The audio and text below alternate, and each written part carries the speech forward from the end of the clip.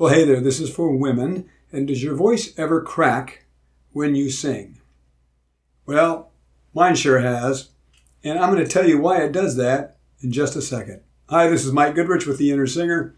And the voice crack can be devastating, or in a case where mine cracked one time when I was performing in the show Evita, kind of hilarious, where everybody was laughing off stage so much they could barely make their entrance. But anyway, so that was funny. But it can be devastating at times, and everybody seems to fear the voice crack. Let me tell you why it happens. The reason it happens, and the place it usually happens, is in your bridge, in your break area. That's why they call it a break. The reason it usually happens is because of too much compression built up against the vocal cords, and they can't take it, and so they blow apart, and you hear that crack. Now, for men, it usually cracks into falsetto. For women, it oftentimes, just cracks into head voice. So sometimes it's not as blatant as for a man, but it still can be embarrassing and certainly isn't what you want. So what we want to do is lighten the compression on the voice. Now, the reason it usually happens getting towards our bridge or our break area is usually we're approaching that with too broad a vowel and pulling too much weight in the voice. And then the cords have too much tension, too much air pressure. They don't make their proper adjustments, and they just blow apart, and you get the crack. So I'm going to give you a little analogy talking about the bridge. And by the way, most women will experience their bridge or their break or their transition, whatever you want to call it. It's that area where you go from your low voice, chest voice, into your mix, okay? And that is somewhere, usually for women, around G4 to B flat 4, right in that area. Depending on the vowel you're singing, depending on how loud you're singing, the volume and what have you, and the intensity, that will sort of determine where you bridge. But sweeping generalization, usually somewhere in that area between the G and the B flat. So now, what happens? What's going on there? Well, I'm going to give you a little analogy. Let's look at my pen here. It's black, so hopefully you can see it. Put it over there. So let's imagine that this is a 5-foot-long broom. And here I am in my studio, and there's plenty of room in this studio. And then there's another room over there. And it's this size. Connecting the two rooms, I have a hallway that's, let's say, about 4 feet wide. So, 4-foot wide hallway connecting those two rooms. Now, I need to get this broom from my studio into the other room. Now, the way that I can do it is if I start, when I'm in my studio, I've got plenty of room. I can be very, very liberal with this broom. I can hold it any way I want. Doesn't matter at all. Anything I want to do, it works. But as I'm approaching the hallway to go through that hallway into another room, if I start approaching it like this, what's going to happen is I'm going to bang into that doorway, and I'm not going to be able to get into the hallway. What I'm going to have to do is I'm going to have to make sure that this broom is vertical so that I can walk through it like that. I mean, I could go through it like that, but for the sake of this analogy, we're going to make it vertical. So I walk through it like that, and then I get into the other room, and then I can be very liberal again with how I hold the broom. In this instance, our broom is our vowel, and the rooms are our areas of resonation. And let's say my studio here is the chest voice, and the other one that we're going to is the mix. Okay, so now we've got that hallway, which is kind of that bridge area. So if this is the vowel, and these two rooms are chest voice and mix, then why do we have to all of a sudden go and get this going so we can make it through the hallway? Because if we go like this, we're going to bang into both sides of the wall. We're not going to be able to get in. So imagine that this now is an ah vowel. And down here in my chest voice, I'm now singing ah. I got plenty of room. I can be very liberal with the way I pronounce the ah. I can do anything I want, right? Now, I don't know why I would want to go ah, because it sounds horrible and looks ridiculous. But I could if I wanted to. But as I start approaching my bridge, and in your case, your bridges which, like I say, is going to be somewhere between that G and that B flat, the first one. If you don't start singing vertically, then you're going to bring up too much weight, too much compression. You're not going to be able to make it into the bridge, and your voice is either going to pull or it's going to crack. The chords will blow apart because they won't take that compression. The voice crack is actually a protective feature. It's a protective mechanism so the chords don't hurt themselves. So you don't stretch and rub and get friction and create nodes and all that kind of stuff. So the voice crack, actually, as embarrassing as it can be, it's a good thing that it actually happens because it protects us. But we don't need to have the voice crack if we narrow those vowels, tune those vowels in, and we sing vertically through the bridge. So now, example would be, for example, if I'm down here, ah, and again, I wouldn't sing ah that way. No matter where I sing, I like to sing vertically. And so should you, because you're already positioned to go through the bridge easily. But let's say I was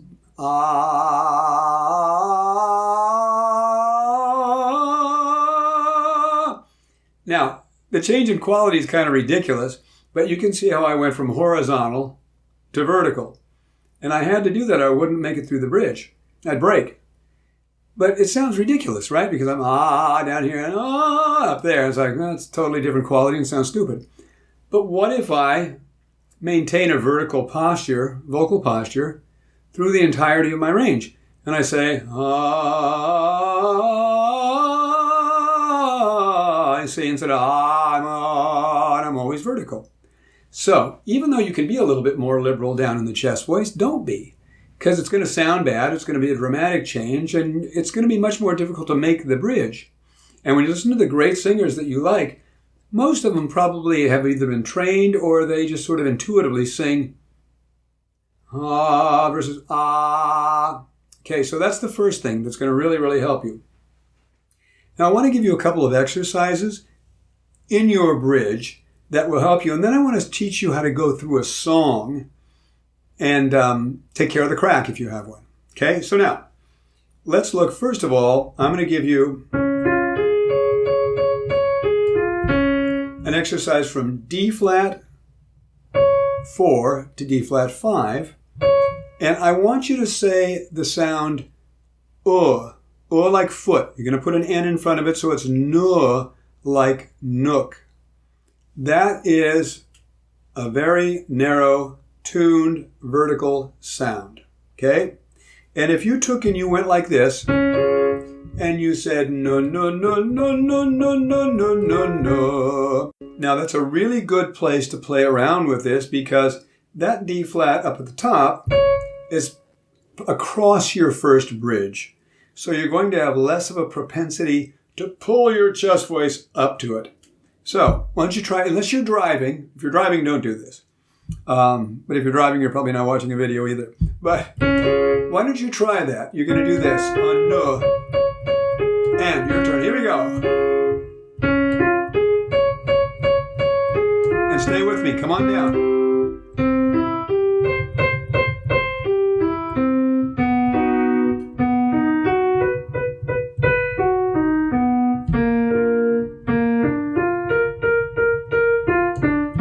And there you're on your B flat, which is right in your bridge. Now, if that feels a little funny and you're going into your head voice up there and you don't want to, then start a little bit lower. Start on this A flat. And then do it again and go up instead. Now let's do that, okay? And on the A flat, nuh, and. Good, now we're going up through your bridge.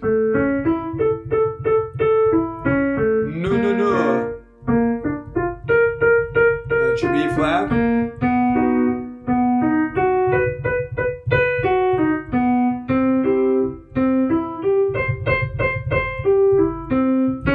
And the D flat again.